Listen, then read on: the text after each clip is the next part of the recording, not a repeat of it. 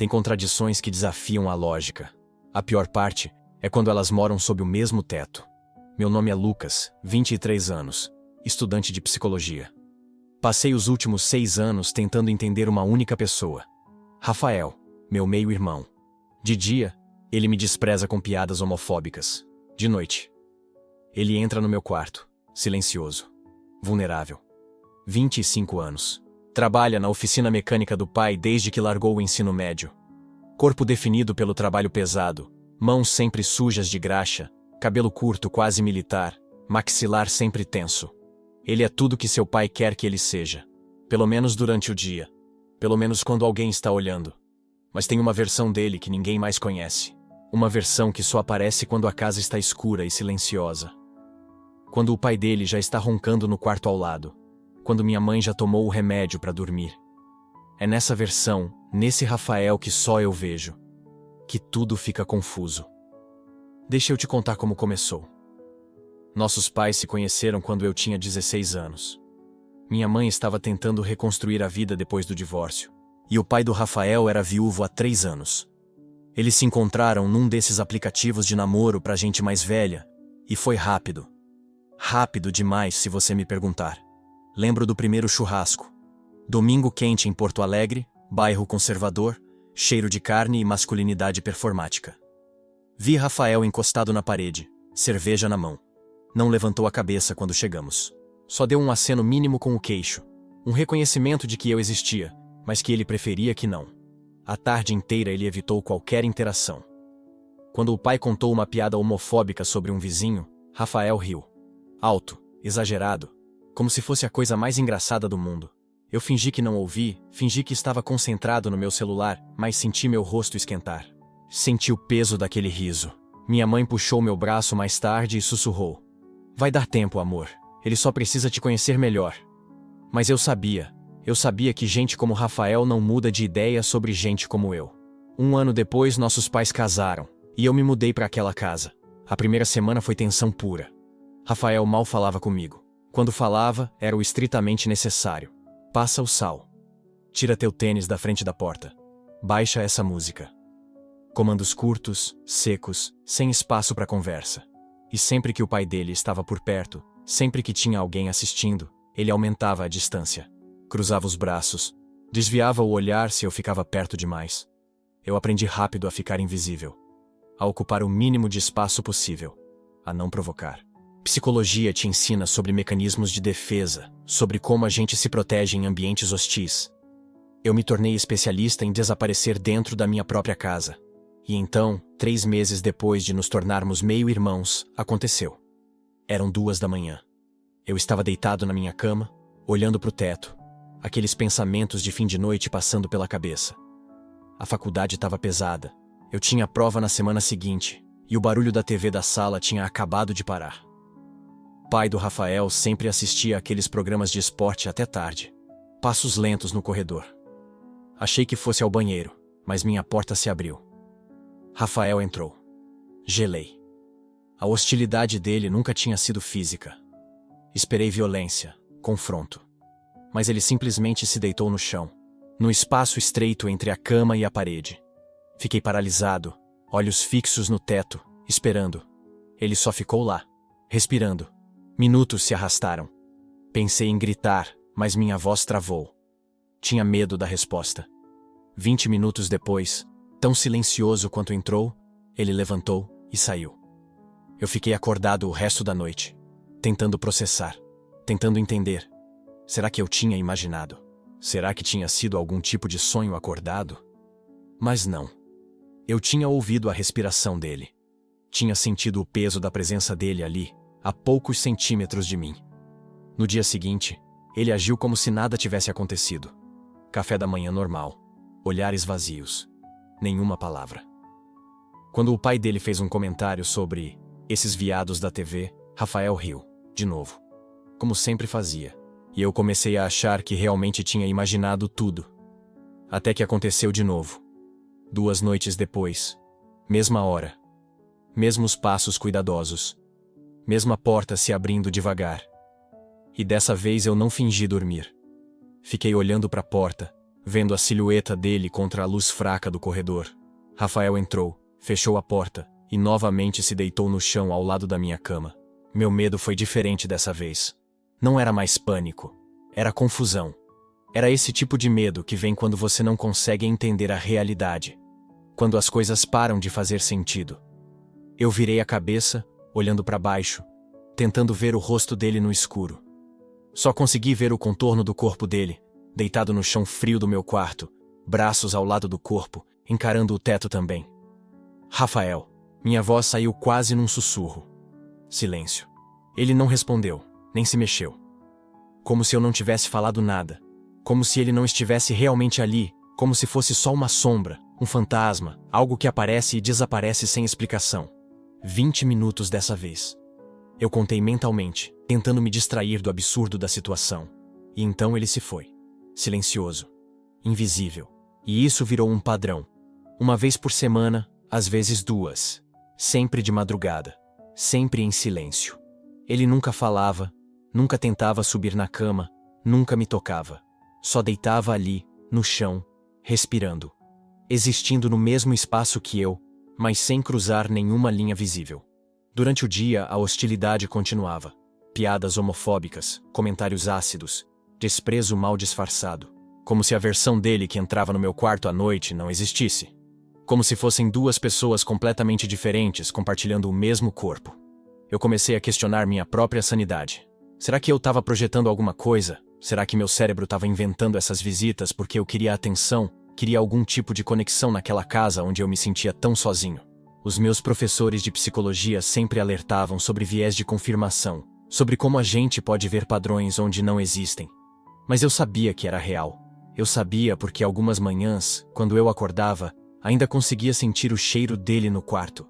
Aquele cheiro de sabonete barato misturado com graxa de motor que nunca sai completamente das mãos, não importa quantas vezes você lave. E porque, numa dessas noites, cerca de 2 meses depois da primeira visita, algo mudou. Ele entrou como sempre. Deitou no chão como sempre. Mas dessa vez, depois de uns 10 minutos de silêncio, ele falou. Você tá acordado? A voz dele era baixa, quase inaudível, mas carregada de algo que eu nunca tinha ouvido antes. Vulnerabilidade. Medo. Eu gelei. Porque até aquele momento, eu podia fingir que aquilo era só estranho, só bizarro. Mas agora ele estava quebrando o silêncio. Estava admitindo que isso era real, que ele vinha aqui conscientemente. Respondi. Minha própria voz saindo trêmula. Outro silêncio longo. Eu podia ouvir a respiração dele ficando mais pesada, quase ofegante. Não sei por que eu venho aqui. Ele disse finalmente, tão baixo que eu quase não ouvi, e não disse mais nada. 15 minutos depois, levantou e saiu. Aquela frase ficou ecoando na minha cabeça por dias. Não sei por que eu venho aqui. Não foi uma desculpa. Não foi uma explicação. Foi quase uma confissão de que ele mesmo não entendia. Que havia algo nele que o puxava para o meu quarto no meio da madrugada. Algo que ele não conseguia nomear ou controlar. E eu percebi algo naquela noite. Algo que me assustou mais do que qualquer outra coisa até então. O ódio dele não era sobre mim. Eu assumia que ele me odiava por eu ser gay. Mas não era a história completa. O ódio dele era sobre ele mesmo. Cada piada, cada desprezo, era uma rejeição à parte dele que via refletida em mim. Uma guerra interna onde eu era apenas o campo de batalha. Se você precisa performar ódio com tanta intensidade, geralmente está tentando convencer a si mesmo. Eu não entendia tudo isso na época. Aos 17, quase 18 anos, eu ainda estava processando minha própria identidade, minha própria jornada. Mas alguma coisa no fundo de mim reconheceu a dor dele. Reconheceu o medo.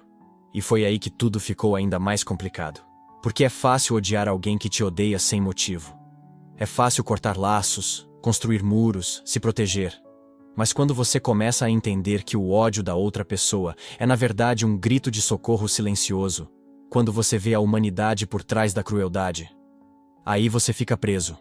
Preso entre proteger a si mesmo e tentar entender o outro. Preso entre o que é seguro e o que é certo. Preso entre a raiva justificada e a compaixão complicada. Nas semanas seguintes, as visitas continuaram. Mas elas começaram a mudar. Não eram mais apenas ele deitado no chão em silêncio. Ele começou a subir na cama. Não para fazer nada. apenas para deitar do meu lado, por cima do cobertor, mantendo distância, mas presente, compartilhando o mesmo espaço de uma forma que durante o dia seria impensável. Algumas noites ele falava. Nunca muito. Frases soltas. Trabalho foi pesado hoje. Meu pai tá insuportável. Não consigo dormir. Como se eu fosse um confessionário, um lugar seguro onde ele podia deixar escapar pequenos pedaços da verdade que ele prendia durante o dia todo. Eu nunca pressionei. Nunca perguntei diretamente sobre o que estava acontecendo, sobre o que aquilo significava. Porque instintivamente eu sabia que se eu colocasse um nome naquilo, se eu tornasse explícito o que estava implícito, ele fugiria. E naquela época, ainda não sei porquê, mas alguma parte de mim não queria que ele fugisse. Talvez porque aquelas visitas noturnas eram a única vez que eu via algo real nele. A única vez que a máscara caía. A única vez que Rafael, o meu meio-irmão que me odiava durante o dia, se permitia ser apenas Rafael, humano, assustado, perdido. 3 meses se passaram desde a primeira visita. E eu ainda não tinha falado sobre isso com ninguém. Não com minha mãe, não com meus amigos da faculdade, não com meu terapeuta. Porque como você explica algo assim? Como você coloca em palavras essa contradição viva que dormia no quarto ao lado? Meu meio-irmão homofóbico invade meu quarto toda semana só para deitar na minha cama em silêncio. Soa absurdo, soa como mentira, soa como fantasia, mas era minha realidade. E eu estava começando a perceber que essa realidade ia ficar muito mais complicada antes de fazer qualquer sentido. Porque naquela altura, eu já tinha começado a sentir algo que eu não deveria sentir. Algo perigoso. Algo que eu tentava negar toda vez que acordava e ainda sentia o peso dele do meu lado, toda vez que ouvia a respiração dele sincronizando com a minha no escuro. Eu estava começando a me importar. Não romanticamente, não naquela época pelo menos. Mas de uma forma humana, profunda, confusa. Eu estava começando a me importar com a dor dele tanto quanto me importava com a minha. E essa empatia, essa capacidade de ver além da superfície hostil, ia me custar muito mais do que eu poderia imaginar. Porque entender Rafael significava entender contradição. Significava aceitar que alguém pode te machucar de dia e buscar conforto em você de noite. Significava reconhecer que o ódio e o medo podem coexistir no mesmo coração, que a crueldade e a vulnerabilidade podem vir da mesma pessoa. E a parte mais difícil era reconhecer que eu não podia salvá-lo, não podia forçá-lo a se aceitar, não podia apressar um processo que talvez levasse anos, talvez décadas, talvez nunca acontecesse. Tudo o que eu podia fazer era existir, continuar sendo quem eu era, continuar sendo o espelho que ele não conseguia olhar durante o dia, mas que procurava no escuro da madrugada. Naquele momento, deitado na minha cama, ouvindo a respiração pesada dele ao meu lado enquanto o resto da casa dormia, eu ainda não sabia até onde essa história ia. Eu não sabia sobre as confrontações que viriam, sobre os momentos de quase verdade, sobre a explosão inevitável quando tudo viesse à tona. Eu não entendia ainda que o ódio dele não era realmente sobre mim. Era sobre a parte dele que ele via refletida na minha existência. Era sobre o medo de se tornar aquilo que o pai dele tinha ensinado a desprezar. Era sobre a guerra entre quem ele era e quem ele achava que deveria ser. E essa guerra, eu descobriria, tem um custo. Tanto para quem luta, quanto para quem assiste de perto. Mas eu ainda não sabia quem pagaria o preço mais alto. Essa guerra tinha um padrão. E eu não percebi logo de cara porque, honestamente, eu estava tentando sobreviver à confusão de ter alguém que me odiava durante o dia dormindo no chão do meu quarto à noite. Mas aos poucos, enquanto as semanas viravam meses, comecei a notar. Começou como uma vaga sensação de déjà-vu. Tipo quando você ouve uma música de fundo num lugar público e só percebe que é a mesma música tocando há meia hora quando finalmente presta atenção. Rafael aparecia sempre nas mesmas condições. Noites que o pai dele trabalhava até tarde na oficina. Noites depois de reuniões de família onde os tios faziam piadas sobre veado e bicha, e ele ria junto, mais alto que todo mundo. Noites depois que ele chegava em casa com cheiro de cerveja e cigarro, contando histórias sobre as minas que tinha ficado na festa. E ele nunca falava nada quando entrava. Só abria a porta devagar, como se esperasse que eu estivesse dormindo. Ficava parado alguns segundos na entrada. Depois fechava a porta, deitava no tapete ao lado da minha cama e ficava em silêncio. No começo, eu fingia dormir. Mantinha a respiração lenta, os olhos fechados, rezando para ele ir embora e para a situação toda fazer sentido de manhã. Mas conforme isso foi se repetindo, uma vez por semana, 2 vezes, às vezes 3, eu parei de fingir. Uma noite, depois de ouvir ele respirar no escuro por meia hora, eu falei baixinho: "Você tá bem?" Silêncio. Pensei que talvez ele estivesse dormindo. Mas aí ele respondeu com a voz meio rouca: "Tô só cansado." "Do trabalho?" Pausa longa. "Da vida." Eu não soube o que dizer. Fiquei olhando pro teto, ouvindo os cachorros da rua latirem lá fora. A casa toda estava quieta, só o barulho do ventilador girando devagar. "Você quer subir aqui?" Eu ofereci, sem pensar muito. O chão é desconfortável. Silêncio de novo. Eu achei que tinha estragado tudo, que ele ia levantar e sair e nunca mais voltar. Mas ele se mexeu. Eu senti o peso do colchão afundar quando ele subiu e deitou do outro lado, de costas para mim, quase na beirada da cama. Ficamos assim por uns 15 minutos. Eu estava tão tenso que sentia cada músculo do corpo. Mas aí ele começou a falar: "Eu odeio morar aqui." Eu piscava no escuro, sem saber se devia responder. "Meu pai acha que eu sou tipo ele, duro, machão, o cara que vai herdar a oficina e casar com uma mulher bonita e dar neto pra ele. Mas eu não sou, Lucas, eu não sou nada disso." A voz dele tremeu no final. E eu senti uma coisa apertar no peito, tipo quando você vê alguém machucado na rua e quer ajudar, mas não sabe como. "Você não precisa ser igual ao seu pai." Ele soltou uma risada curta, sem humor. "Você não entende como funciona. Se eu não for, eu não sou nada. Eu não tenho nada. Ele é meu chefe, meu pai, o dono do teto sob o qual eu durmo. Tudo depende de eu ser o que ele quer." "E o que você quer?" Silêncio. Dessa vez foi tão longo que eu achei que ele não ia responder. Mas aí ele virou de lado, ainda de costas para mim, e sussurrou: "Eu não sei. Eu tenho medo de saber." Depois dessa noite, tudo mudou. Ele começou a subir direto na cama. Não ficava mais no chão. E às vezes a gente conversava. Não sempre, mas às vezes. Ele me contou sobre a ex-namorada que o largou porque ele era distante demais. Sobre o amigo de infância que se assumiu gay e foi expulso de casa pelo próprio pai. Sobre como o Rafael tinha rido junto quando os caras da oficina fizeram piada disso. Eu odeio que eu ri. Ele confessou uma noite, com a voz quebrada: "Eu odeio que eu sou esse tipo de pessoa." "Você não é," eu disse. "Você tá com medo.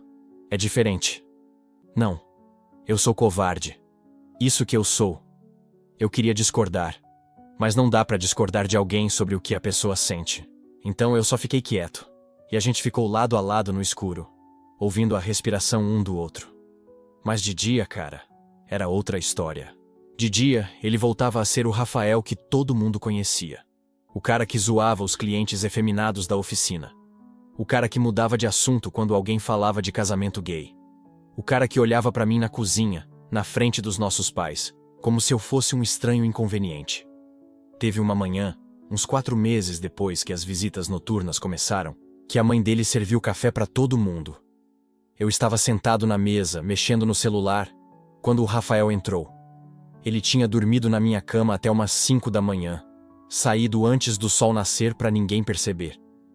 Eu olhei pra ele, esperando, sei lá, um sinal, um aceno, qualquer coisa. Ele me ignorou completamente. Pegou uma xícara de café, sentou do lado oposto da mesa e começou a falar com o pai sobre futebol. Foi como levar um soco. Eu comecei a prestar atenção de verdade. Tipo, atenção de investigador, sabe? Eu sou estudante de psicologia, então talvez isso tenha ajudado. Comecei a catalogar mentalmente os padrões. Visitas noturnas. 3 vezes por semana em média. Sempre depois de situações onde ele tinha que performar masculinidade para outras pessoas. Duração média, 2 a 4 horas. Às vezes ele dormia, às vezes só ficava acordado, conversando ou em silêncio. Proximidade física, foi aumentando.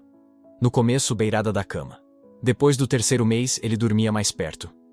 Teve uma vez que acordei e ele estava com o braço jogado por cima de mim. Comportamento diurno, frieza absoluta, 0 contato visual. Se eu entrava numa sala, ele saía. Se a gente tinha que interagir na frente da família, Ele ficava monossilábico. E teve um momento específico que me fez entender que isso não ia parar. Foi numa noite de quinta-feira. Ele tinha chegado da oficina reclamando que o pai tinha gritado com ele na frente dos funcionários. Subiu direto pro meu quarto sem nem jantar. Quando abri a porta, ele já estava deitado na minha cama, de bruços, com o rosto enterrado no travesseiro. Cara, você nem bateu. Eu não aguentava ficar lá embaixo. Ele virou o rosto de lado, olhando para a parede. Eu fechei a porta, sentei na beira da cama. O que aconteceu? Ele ficou em silêncio por uns segundos. Então começou a falar devagar. Tinha um cliente. Um cara novo, talvez da nossa idade. Ele estava nervoso, meio tímido. E o jeito que ele falava, sabe?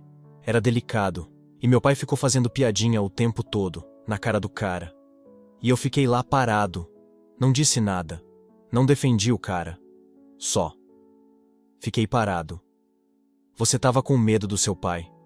Eu estava com medo de mim. De que se eu defendesse o cara, todo mundo ia perceber. Perceber o quê? Silêncio pesado. Ele não respondeu. Só virou de costas, encolhido, e ficou tremendo um pouco. Eu fiz algo que nunca tinha feito antes. Deitei do lado dele e coloquei a mão no ombro dele, bem de leve. Tá tudo bem, Rafael. Não tá. Nada tá bem. Mas ele não se afastou. Ficou ali, deixando meu toque ficar, e aos poucos a respiração dele foi se acalmando. A gente ficou assim até ele dormir. Quando acordei de manhã, ele tinha ido embora. E no café, ele me chamou de bicha na frente da mãe dele, rindo, porque eu estava lendo um livro sobre teoria queer para a faculdade. Eu ri junto. Fingi que era piada. Mas por dentro, cara, eu estava começando a surtar. Porque eu percebi uma coisa. Ele não estava vindo pro meu quarto porque confiava em mim, ou porque gostava de mim, ou porque queria ser meu amigo. Ele estava vindo porque eu era a única pessoa no mundo dele que ele podia tocar sem precisar explicar por quê. Porque eu era gay. Então na cabeça dele, de alguma forma distorcida, estar perto de mim não contava. Era tipo um espaço fora da realidade. Um lugar onde ele podia ser vulnerável, sem que isso significasse alguma coisa sobre quem ele realmente era. E isso me deixava puto e confuso ao mesmo tempo. Porque parte de mim queria ajudá-lo. Parte de mim sentia pena dele. Via o quanto ele estava sofrendo com essa guerra interna. Mas outra parte, a parte que ele machucava todo dia com a frieza e os comentários, essa parte estava cansando. Comecei a anotar as contradições como sintomas. Ele dizia que ser gay é doença. Mas dormia na minha cama 3 vezes por semana. Me evitava de dia, me procurava à noite. Performava homofobia em público, mas admitia odiar essa versão de si mesmo no escuro. Eu estava lidando com alguém completamente fragmentado. 2 pessoas diferentes habitando o mesmo corpo, se revezando conforme a luz do dia ou a escuridão da noite.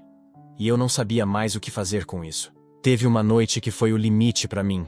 A gente estava deitado, e ele estava me contando sobre uma discussão que teve com o pai. E no meio da história, ele parou de falar e só ficou olhando para mim. O quarto estava escuro, só a luz da rua entrando pela janela. Eu conseguia ver o contorno do rosto dele, a forma como ele mordia o lábio inferior quando estava nervoso. Lucas, ele disse baixinho, você já teve vontade de ser outra pessoa? Todo dia. Ele deu um meio sorriso triste. Você pelo menos sabe quem você é. Eu não sei nada. Você sabe. Você só tem medo de admitir. Ele desviou o olhar. E se eu admitir e perder tudo? E se você não admitir e se perder? Ele não respondeu. Mas ficou me encarando por tanto tempo que eu senti meu coração acelerar. A distância entre a gente era mínima. Eu conseguia sentir o calor do corpo dele. Ouvir a respiração dele ficando mais rápida. Por um segundo, eu achei que ele ia fazer alguma coisa. Aproximar mais. Falar algo. Qualquer coisa que quebrasse aquela tensão absurda. Mas ele só virou de costas e murmurou boa noite. E eu fiquei acordado mais 2 horas, olhando para o teto, sentindo aquela mistura estranha de frustração e tristeza e algo que eu não conseguia nomear direito. Porque eu percebi que ele não ia mudar. Não sozinho. Não enquanto a vida dele inteira dependesse de fingir ser alguém que ele não era. E eu percebi que eu não podia continuar sendo o refúgio secreto dele, sem me machucar no processo. Tomei uma decisão. Ia confrontá-lo. Ia colocar a hipocrisia na mesa, mesmo que significasse perdê-lo. Eu estava me perdendo ao ser cúmplice daquela destruição silenciosa. Estava com medo de arriscar nossa conexão distorcida, mas tinha mais medo de continuar sendo uma sombra. Esperei.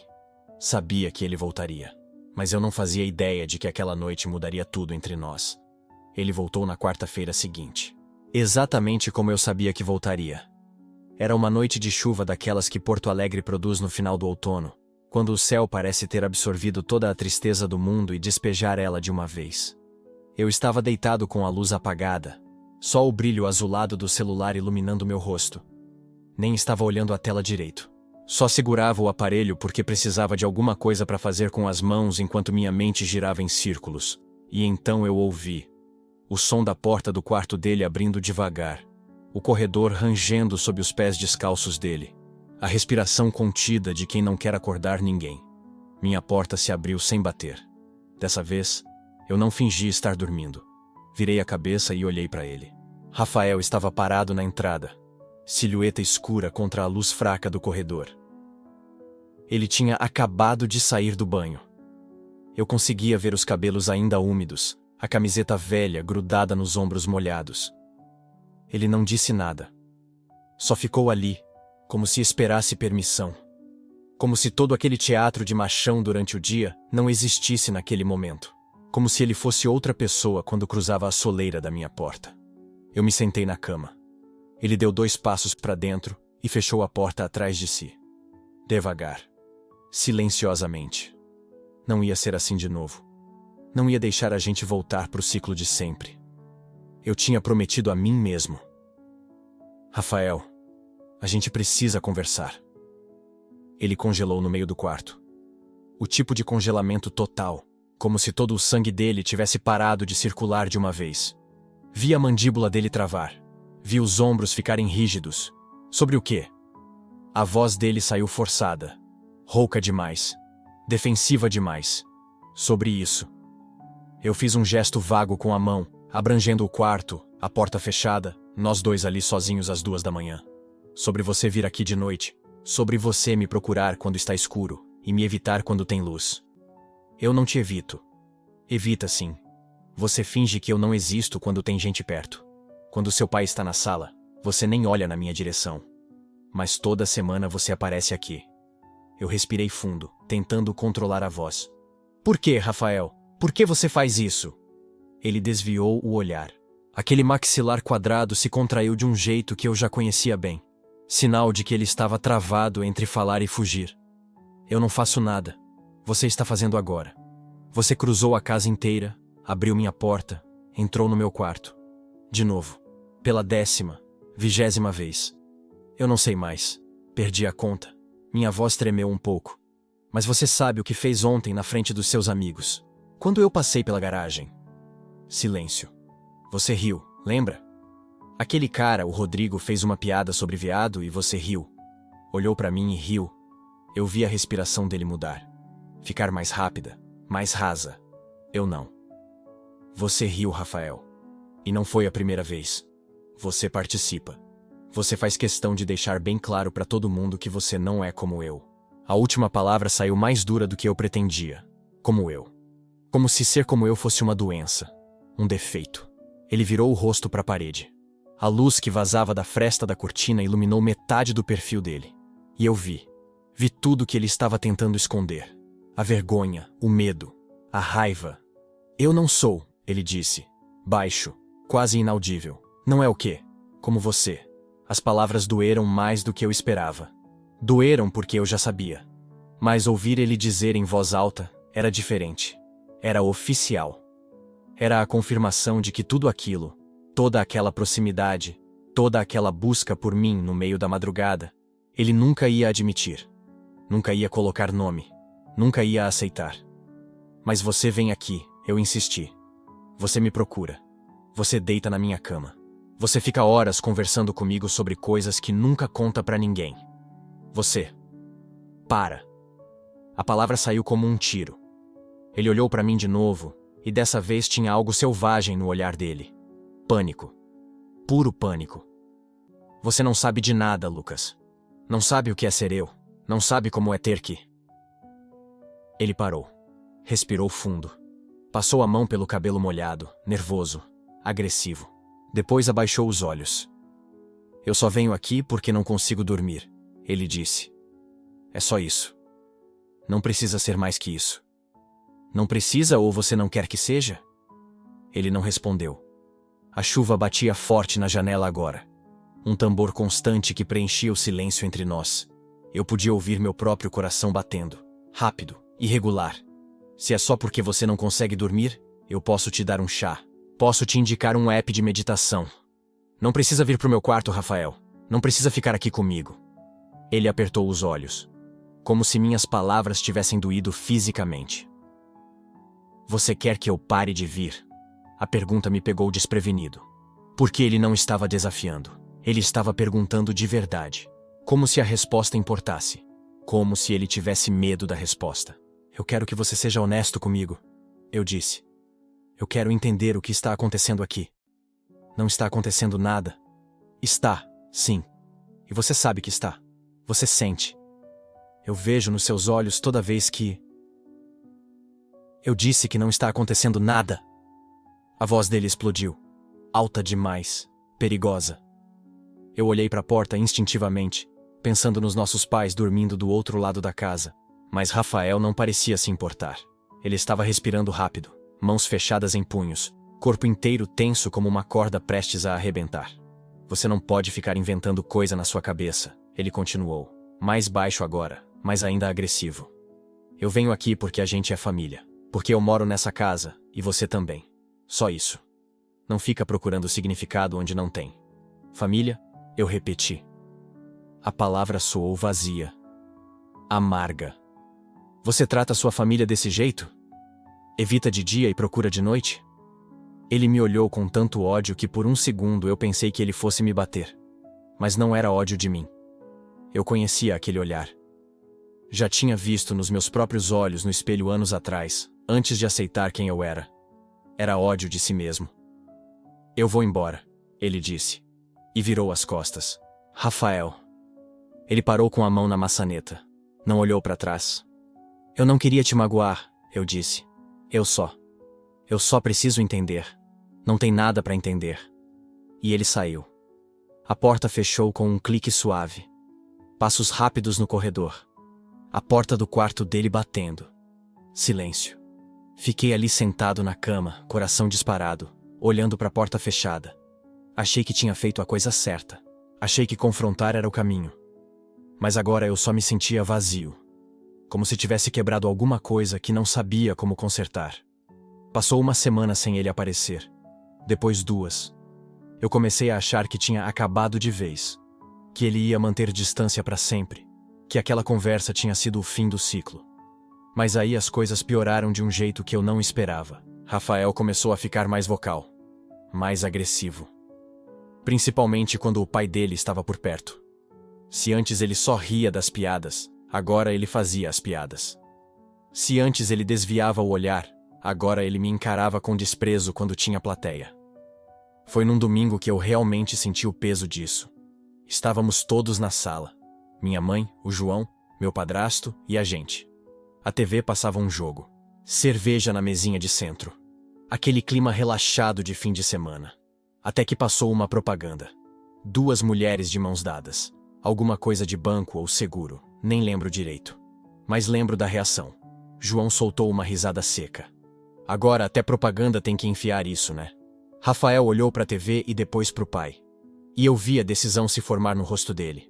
Vi o momento exato em que ele escolheu performar. Pois é, ele disse, levantando a voz só o suficiente. Não dá nem para assistir TV em paz. Querem empurrar essa agenda para todo mundo. João riu alto. Apoiou a cerveja no braço do sofá. É, meu filho, mas aqui em casa a gente não cai nessa, né? Homem é homem. E ponto. Rafael assentiu. Olhou de relance para mim. Só um segundo. Mas foi o suficiente para eu ver a mensagem. Eu não sou como você. Eu nunca vou ser como você. Eu sou como ele. Fiquei calado. Porque o que eu ia dizer? Na frente da minha mãe? Na frente do padrasto dele? Não dava. Não tinha espaço para verdade ali. Só tinha espaço para mentiras confortáveis. Levantei e fui pro meu quarto. Fiquei lá o resto da tarde fingindo estudar. Mas minha cabeça não parava. Eu ficava me perguntando se tinha valido a pena. Se confrontar ele tinha sido a escolha certa. Se talvez eu devesse ter deixado as coisas como estavam. Pelo menos antes ele não me machucava ativamente. Agora ele fazia questão de deixar claro. De me mostrar que escolheu o lado dele. E não era o meu. As semanas seguintes foram assim. Ele aumentou o volume da performance. Fazia comentários. Revirava os olhos quando eu falava. Tratava qualquer coisa relacionada à identidade de gênero ou orientação sexual como piada. E eu aguentava calado. Porque ele era meu irmão de criação. Porque a gente morava na mesma casa. Porque minha mãe estava feliz com o casamento dela e eu não ia ser o motivo de estragar isso. Mas doía. Doía ver ele se afastar assim. Doía saber que cada palavra que ele soltava era uma defesa, uma armadura. Uma maneira de se convencer de que ele não era o que ele claramente era. E então, numa quinta-feira de madrugada, 3 semanas depois da nossa conversa, minha porta abriu de novo. Eu estava quase dormindo. Aquele estado meio flutuante entre consciência e sonho. Mas o som da porta me trouxe de volta. Abri os olhos. Rafael estava ali, parado no mesmo lugar de sempre. Mesma silhueta na penumbra.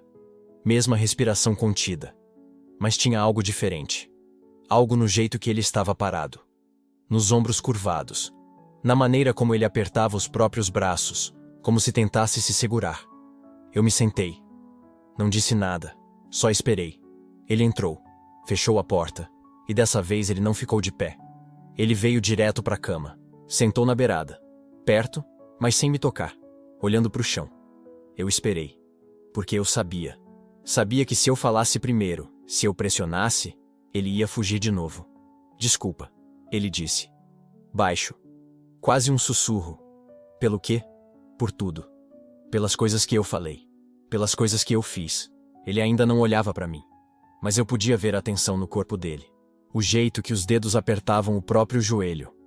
Como se ele estivesse se segurando para não desmoronar. Tudo bem, eu disse. Sabendo que não estava tudo bem. Mas não sabendo o que mais dizer. Não está. Ele finalmente olhou para mim. E o que eu vi me assustou. Os olhos dele estavam vermelhos, brilhando na pouca luz. Não tá tudo bem, Lucas. Eu não sei o que eu tô fazendo. A voz dele quebrou no final. E naquele momento eu entendi. Entendi por que ele voltava. Porque ele sempre voltava. Porque ele estava sozinho. Completamente sozinho. Preso entre quem ele era e quem ele achava que precisava ser. E eu era a única pessoa no mundo que ele permitia ver essa contradição. Eu não sabia se isso era bom ou ruim. Se eu deveria continuar sendo esse espaço seguro para ele ou se eu deveria me proteger. Se eu deveria afastá-lo ou puxá-lo para perto. Mas naquele momento eu só estendi a mão. E ele segurou. Apertou meus dedos com força. Como se eu fosse a única coisa real num mundo que não fazia mais sentido. Ficamos assim. Em silêncio. Só o som da respiração dele se acalmando aos poucos. Só o peso dos dedos dele entrelaçados nos meus. E eu percebi que não tinha fim. Que isso, o que quer que fosse isso, não tinha resolução fácil. Não tinha momento de esclarecimento. Não tinha cena de filme onde tudo se resolvia com uma conversa franca e um abraço. Era só isso. Essa gangorra infinita. Esse vai e vem entre atração e repulsa. Entre proximidade e distância. Entre verdade e mentira. E as visitas continuaram. Meses se tornaram anos. Mas agora tinha uma urgência diferente. Como se Rafael estivesse com pressa.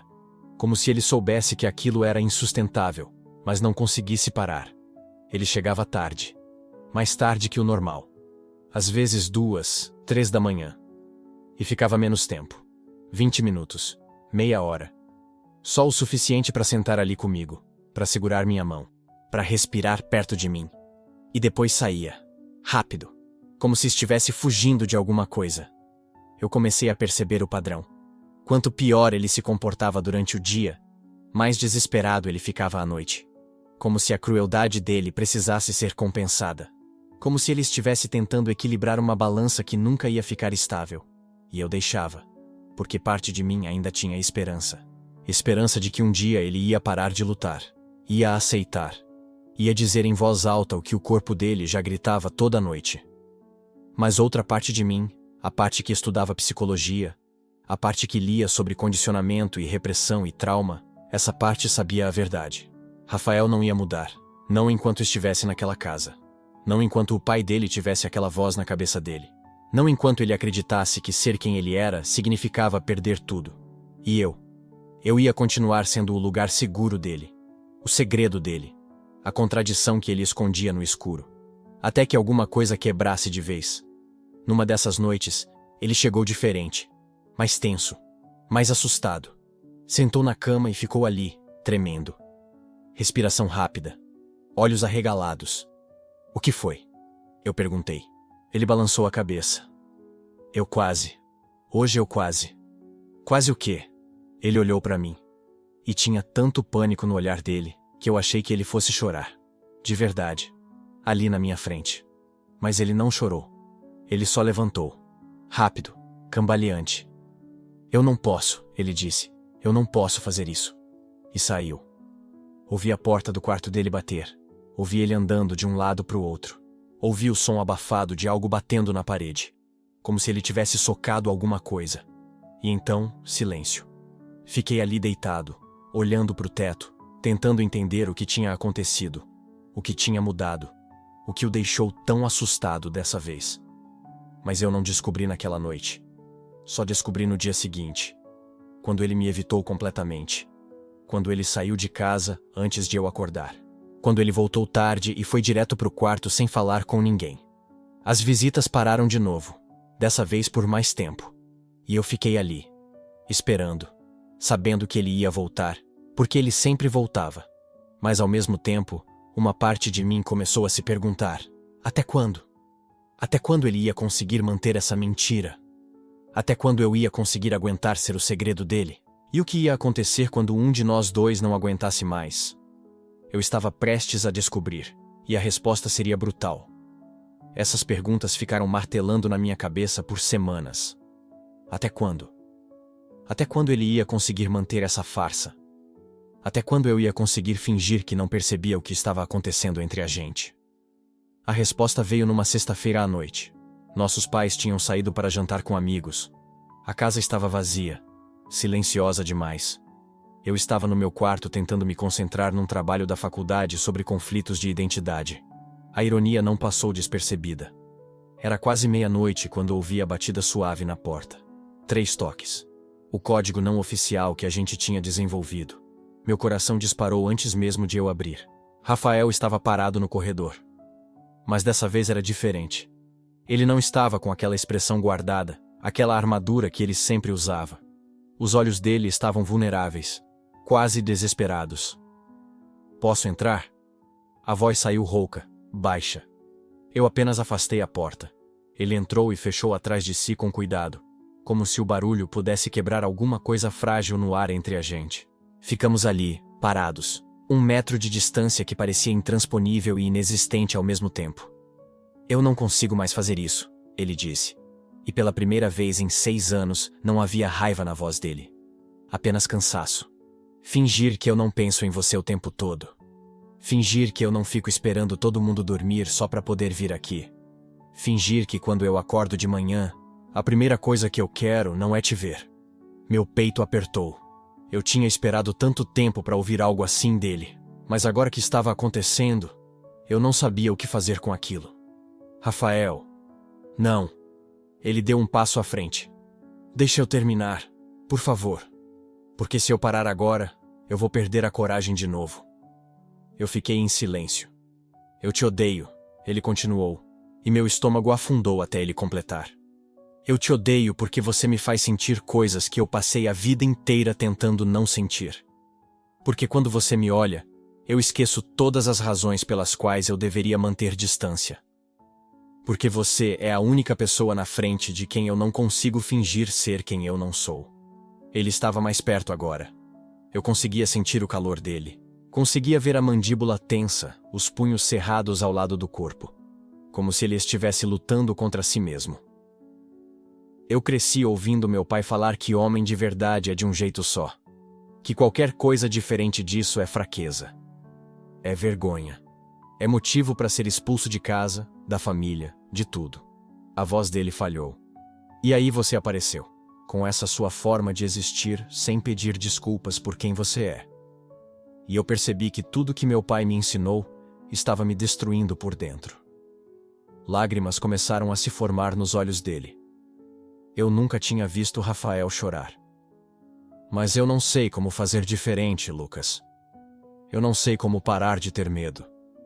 Não sei como olhar para o meu pai e admitir que eu... Ele não conseguiu terminar a frase. A respiração estava descompassada, as mãos tremendo. E então eu fiz algo que vinha segurando por anos. Dei um passo à frente e peguei a mão dele. A reação foi imediata. Ele puxou o ar como se tivesse sido queimado, mas não soltou minha mão. Ao invés disso, os dedos dele se fecharam ao redor dos meus com uma força que beirava o desespero. Você não precisa ter todas as respostas agora, eu disse baixinho. Você não precisa. Mas ele me puxou. De repente a distância entre a gente desapareceu completamente.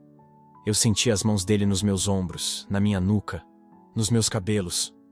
Senti a respiração acelerada dele contra minha boca. E então, ele me beijou. Não foi suave. Não foi hesitante. Foi um beijo que carregava 6 anos de negação, de querer e não poder, de precisar e ter que fingir que não precisava. As mãos dele me seguravam como se eu fosse desaparecer a qualquer momento. Como se aquilo fosse a última coisa que ele faria antes do mundo acabar. Eu correspondi com a mesma intensidade.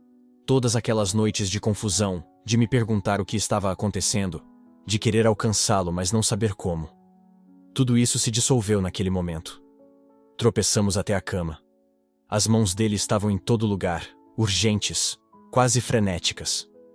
Ele me puxou para cima dele, os dedos agarrando minha camisa como se estivesse se afogando, e eu fosse a única coisa mantendo ele à superfície. Eu senti o coração dele batendo contra o meu, acelerado, desesperado, vivo. Lucas. Ele sussurrou meu nome contra minha boca e soou como confissão e súplica ao mesmo tempo. Por um momento, tudo fez sentido. Todas as contradições, toda a raiva, todo o medo. Tudo encontrou seu lugar. Nós encontramos nosso lugar. Mas então algo mudou. Senti o corpo dele ficando tenso embaixo do meu. A respiração, que estava acelerada de desejo, começou a ficar irregular de pânico. As mãos que me puxavam agora me empurravam suavemente. Espera, ele disse, a voz engasgada. Espera, eu não posso. Eu me afastei imediatamente, saindo de cima dele. Rafael sentou na borda da cama, as mãos cobrindo o rosto. Os ombros começaram a tremer. Desculpa, ele repetiu, a voz abafada pelas palmas. Desculpa, eu pensei que conseguia, mas eu... Deus, o que eu tô fazendo? O que eu tô fazendo? Rafa, está tudo bem. Não está. Ele levantou de repente, se afastando de mim como se minha proximidade fosse perigosa. Não está tudo bem, eu não posso. Meu pai, meus amigos, todo mundo. Se alguém souber, se alguém descobrir. O pânico nos olhos dele era real, visceral. Ele estava olhando para mim como se eu fosse ao mesmo tempo a coisa que ele mais queria e mais temia no mundo. Eu preciso sair daqui. Ele já estava indo em direção à porta. Eu preciso. Eu não posso ficar aqui. Desculpa. Desculpa. Rafael, espera. Mas ele já tinha saído. Ouvi os passos dele rápidos pelo corredor. A porta do quarto dele batendo. Depois o silêncio. Fiquei ali sentado na borda da cama, ainda sentindo o gosto dele na minha boca, o calor dele nas minhas mãos. Tentando processar o que tinha acabado de acontecer. Tentando entender como a gente tinha chegado tão perto de finalmente ser honestos um com o outro, só para tudo desmoronar de novo.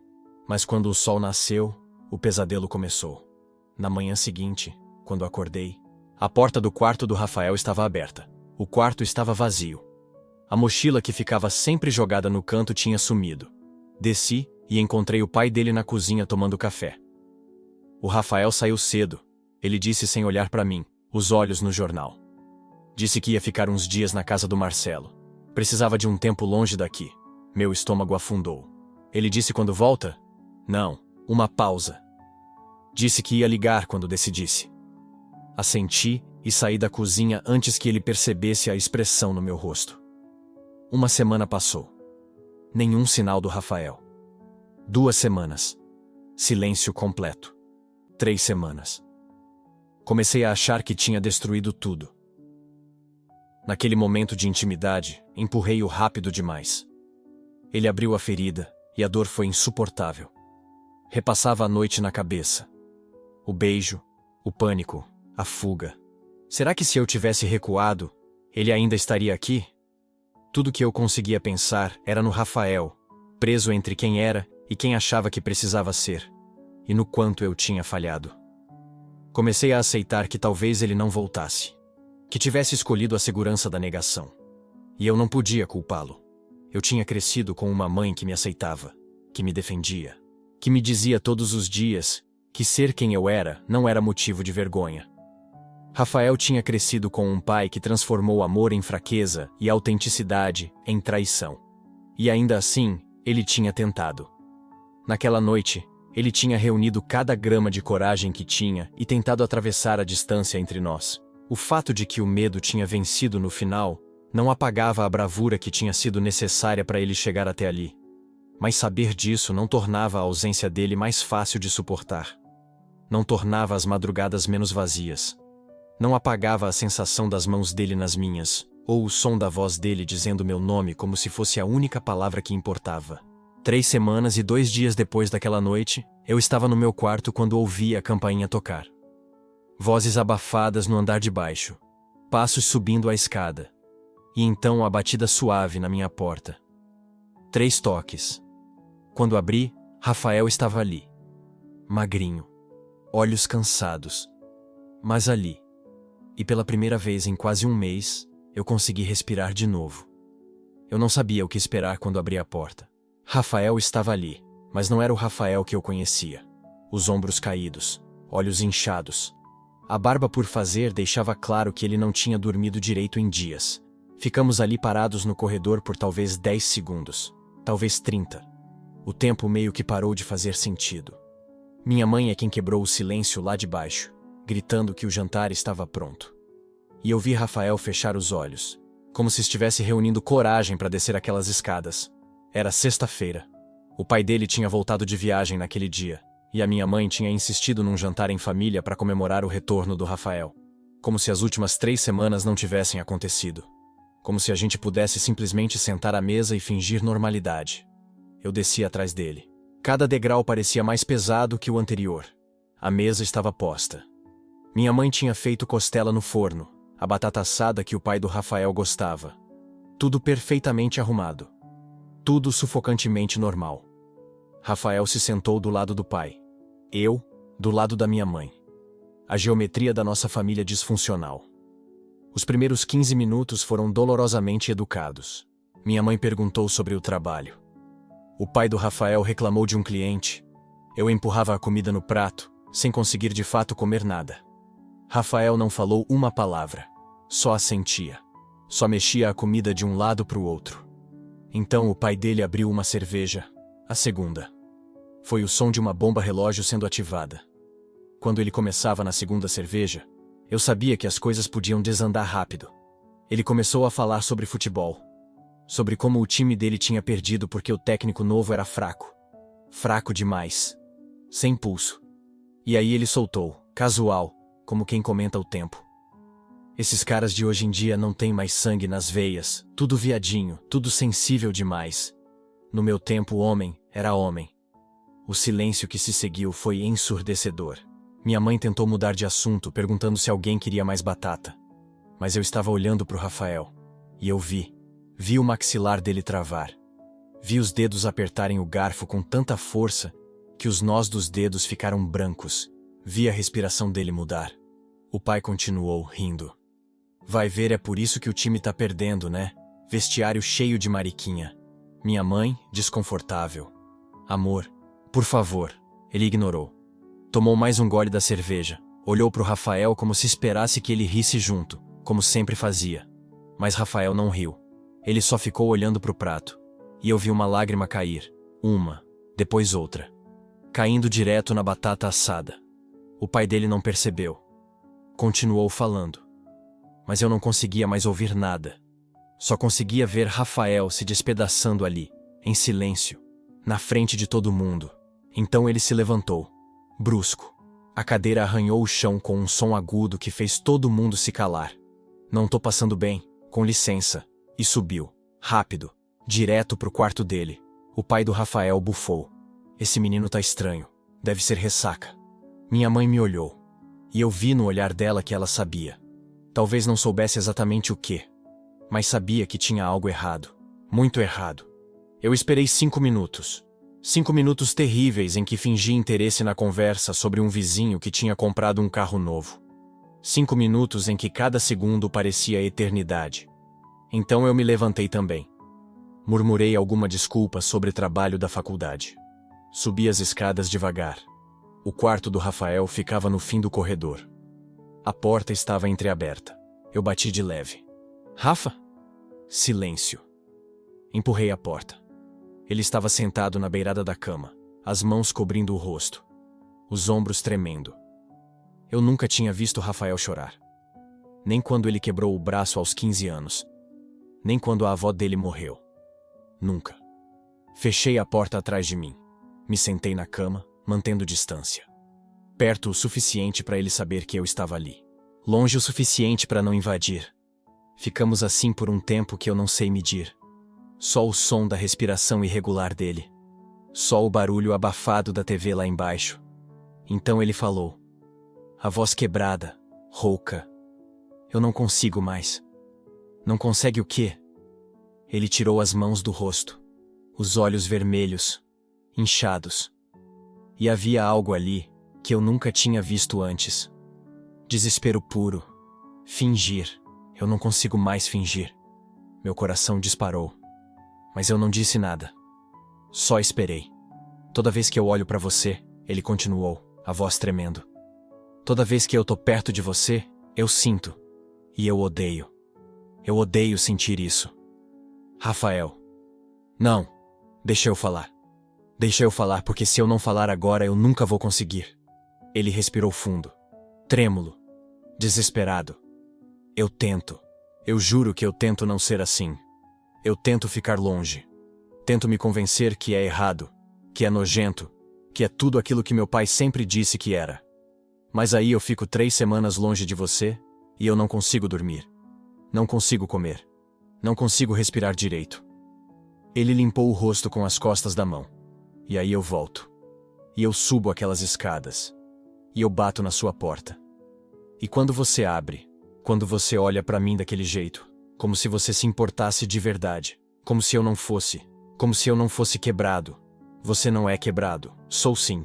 Ele praticamente gritou, baixinho, desesperado. Eu sou exatamente o que ele diz lá embaixo. Eu sou tudo aquilo que ele fala com nojo. Eu sou. Não, você não é. Ele riu, um riso amargo, sem humor nenhum. Você não entende, Lucas. Você não entende porque você aceitou isso. Você aceitou quem você é. Mas eu fui criado a vida inteira ouvindo que isso é errado. Que homem que gosta de homem não é homem. Que isso é fraqueza. Que isso é doença. 17 anos ouvindo isso. 17 anos acreditando nisso. Sua voz quebrou de novo. E agora eu tô aqui. E eu sinto o que eu sinto. E eu não sei mais o que fazer com isso. Porque se eu aceitar, se eu admitir que eu sinto isso por você, então tudo que eu sou desmorona. Tudo que meu pai espera de mim. Tudo que eu sempre tentei ser. Eu não quero ser assim. Aquelas 5 palavras quebraram algo dentro de mim. E foi aí que eu entendi. Finalmente entendi. Não era sobre mim. Nunca tinha sido sobre mim. Era sobre a guerra que ele travava consigo mesmo todo dia. Entre o que ele sentia e o que ele achava que deveria sentir. Entre quem ele era e quem ele achava que precisava ser. Eu me aproximei. Devagar. E pela primeira vez, eu toquei o rosto dele. Limpei uma lágrima com o polegar. Você não precisa ser diferente do que você é, eu sussurrei. Você só precisa parar de se odiar por isso. Ele fechou os olhos, e mais lágrimas caíram. Eu não sei como. Eu sei que você não sabe. Mas eu vou te ajudar. Se você deixar. Como? Como você vai me ajudar quando nem eu sei o que eu preciso? Ficando aqui, deixando você saber que não tá sozinho nisso. Que você pode sentir o que você sente sem precisar se destruir por causa disso. Ele abriu os olhos, me olhou, E havia tanta dor ali, tanta confusão, tanto medo. E se eu não conseguir? E se eu nunca conseguir aceitar isso? Então a gente vai lidar com isso também. Do jeito que der. Sem pressa. Sem pressão. Ele respirou. Fundo. Trêmulo. Eu fiquei tanto tempo fugindo de você. Ele sussurrou. Tanto tempo tentando apagar isso. Mas quanto mais eu fujo, pior fica. É como se uma parte de mim estivesse gritando para eu voltar. Sempre. Então para de fugir. Eu tenho medo. Eu sei. Tenho medo do que isso significa. Tenho medo do meu pai descobrir. Tenho medo de perder tudo. Você não vai perder tudo. Eu posso perder ele. E se eu perder ele, o que sobra? Você. Sobra você. A versão real de você. Não a versão que ele quer que você seja. Rafael cobriu o rosto com as mãos de novo. E chorou. Chorou de um jeito que eu nunca tinha visto ninguém chorar. Como se estivesse soltando anos de dor. Anos de repressão. Anos de guerra interna. Eu só fiquei ali. A mão no ombro dele. Deixando ele sentir. Deixando ele quebrar. Porque às vezes a gente precisa se despedaçar completamente antes de conseguir se reconstruir de um jeito mais verdadeiro. Quando ele finalmente parou, quando a respiração dele voltou a ficar mais calma, ele olhou para mim, os olhos ainda vermelhos. Mas havia algo diferente ali, algo mais leve. Obrigado, ele sussurrou. Por não desistir de mim. Eu nunca vou desistir de você. Mesmo quando eu sou um babaca. Mesmo quando eu falo aquelas merdas durante o dia e apareço no seu quarto de noite como se nada tivesse acontecido? Mesmo assim, ele balançou a cabeça como se não conseguisse acreditar. Eu não mereço você. Não é sobre merecer. É sobre estar aqui. Os dois. Tentando entender isso juntos. Ele ficou em silêncio por um tempo. Então. Eu não sei se um dia eu vou conseguir ser como você. Aceitar isso. Falar sobre isso sem sentir vergonha. Você não precisa ser como eu. Você só precisa ser você. No seu tempo. Do seu jeito. E se eu nunca conseguir? Então a gente lida com isso também. Mas pelo menos para de se machucar no processo. Ele assentiu. Devagar. Incerto. Mas era um começo. Ficamos ali até tarde, conversando. Ou às vezes só em silêncio. E pela primeira vez, não tinha aquela tensão sufocante. Não tinha o peso da mentira. Tinha só dois caras tentando entender como navegar algo que nenhum dos dois sabia nomear direito. Quando eu finalmente voltei para o meu quarto, já passava da meia-noite. Eu me deitei, olhando para o teto. E pela primeira vez em 3 semanas, eu senti que talvez a gente conseguisse encontrar um caminho. Não ia ser fácil. Não ia ser rápido. E provavelmente ia doer muito ainda. Mas ele tinha se aberto. Tinha admitido. Tinha colocado para fora toda aquela dor que ele carregava sozinho. E eu finalmente entendi. Isso não era sobre mim. Nunca tinha sido. Era sobre a guerra dele consigo mesmo. E eu não podia lutar essa guerra por ele. Mas eu podia estar ali. Do lado dele. Lembrando que ele não precisava travar essa batalha sozinho.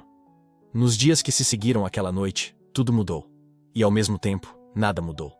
Rafael não acordou de repente curado de anos de condicionamento.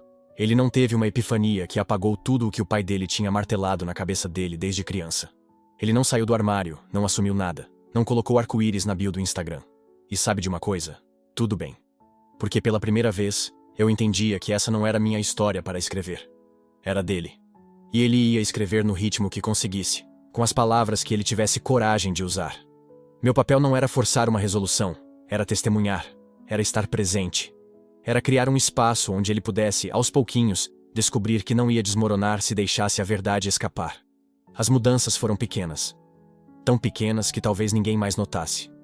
Mas eu notei. A primeira foi 3 dias depois daquela conversa. Estávamos na sala, eu, ele, nossos pais. O pai do Rafael contou uma piada. Uma daquelas piadas horríveis, sabe? Sobre viadinho e não sei o quê. O tipo de piada que ele sempre contava. O tipo de piada em que o Rafael sempre ria. Mas dessa vez, ele não riu. Ele ficou quieto. Pegou o celular. Fingiu que estava checando alguma coisa. Mas ele não riu.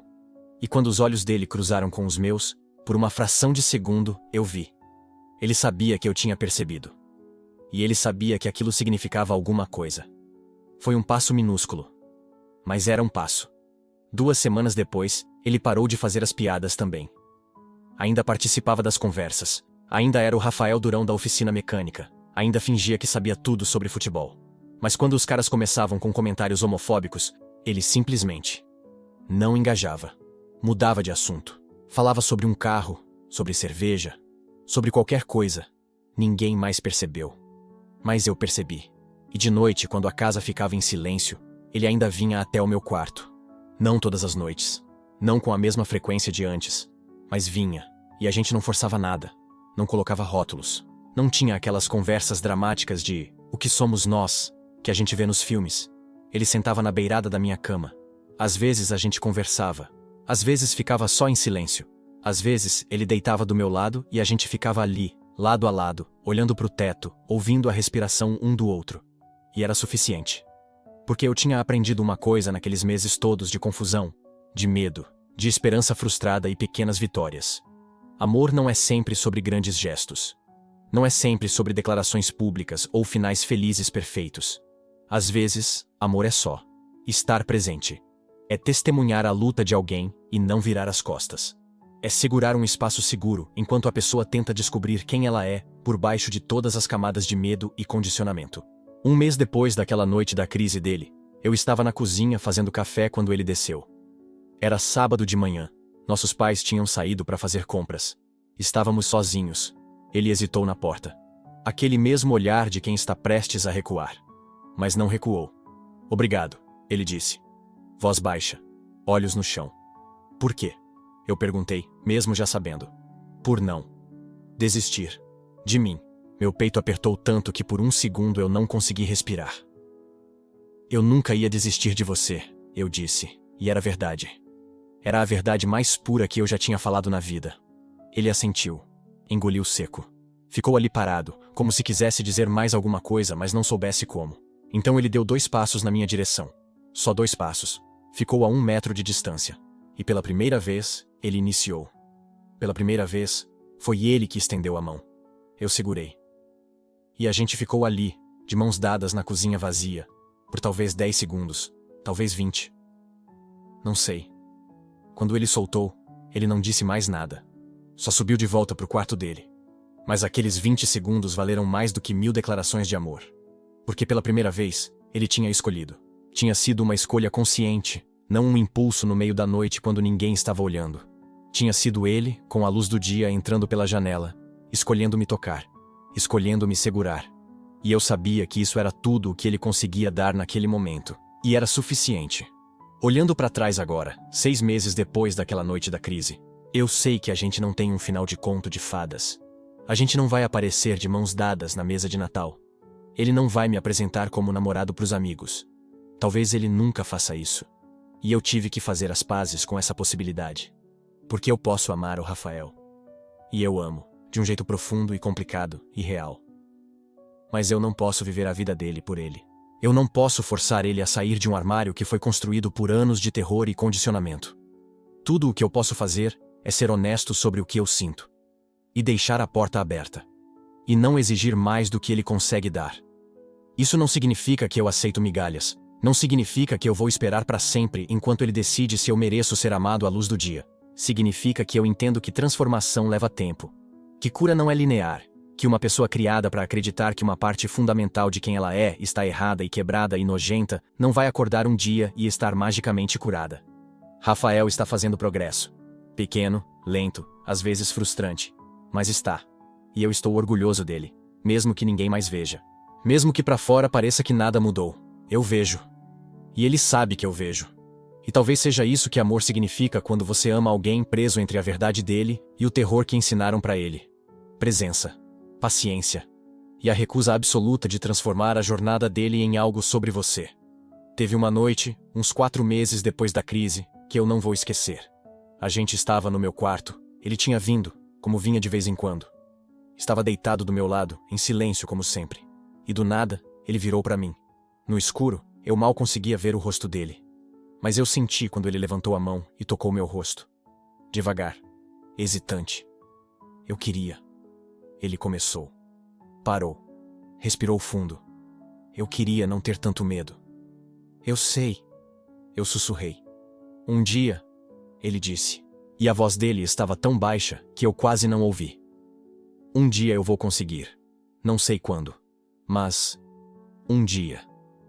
E aquilo foi suficiente. Porque ele não estava me fazendo uma promessa vazia. Ele estava me deixando entrar.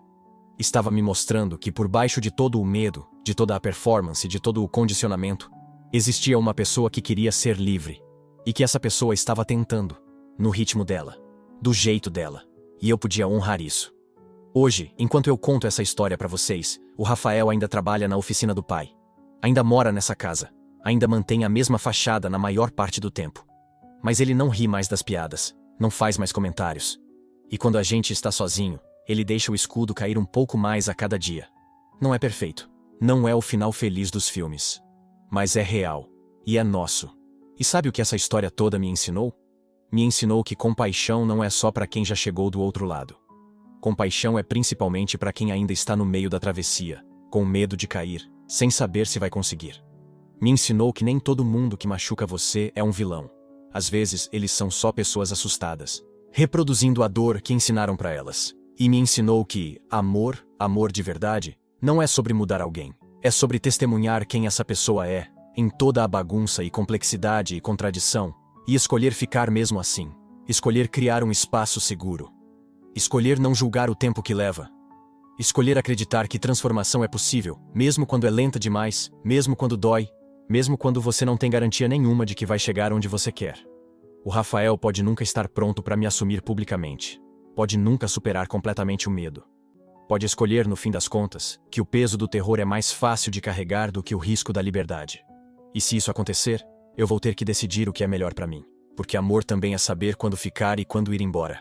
É saber a diferença entre paciência e autossabotagem. Mas por enquanto, eu escolho ficar. Escolho testemunhar a jornada dele. Escolho celebrar cada pequeno passo. Escolho acreditar que o rapaz que segura minha mão na cozinha vazia, mesmo com medo, é mais forte do que ele pensa. E escolho amar não a versão dele que eu quero que exista, mas a versão que existe agora. Imperfeita, assustada, tentando. Porque no fim das contas, não é sobre ele me escolher. É sobre os dois a gente escolhendo, todos os dias, ser um pouco mais verdadeiro. Um pouco mais corajoso. Um pouco mais livre. Se você passa por algo parecido, saiba que não está sozinho. Às vezes, amar é ficar.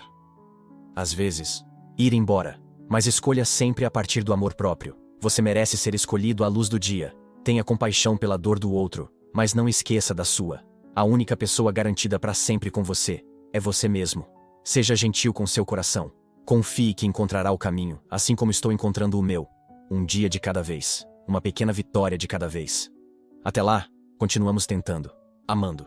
Sendo humanos.